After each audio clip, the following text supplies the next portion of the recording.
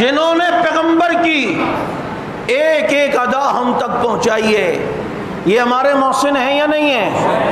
تو مجھے بتاؤ، ان کے احسان کا بدلہ ہم چکا تو نہیں سکتے، لیکن اپنی جانوں کے نذرانے پیش کر کے اپنی روح کو تو سکون پہنچا سکتے ہیں۔ یہ روح آج بھی تم سے مخاطب ہے، عبد الغفور ندیم شہید رحمۃ اللہ علیہ کی، کہ دیکھو میں اسی رستے میں آیا ہوں تو اللہ نے میری مٹی کو بھی خوشبودار بنایا۔ کس کس نے سونگھی تھی خوشبو؟ ہاتھ اٹھائے وہ۔ اتنے لوگ مسجد میں گواہی دے رہے ہیں، میں نے خود بھی سونگھی ہے۔ ہم دفنا کے چلے گئے، ہمیں پتہ چلا، میں واپس آیا اسی دروازے سے، سامنے والے سے مجھے یاد ہے میں داخل ہوا تو خوشبو وہاں تک آ رہی تھی۔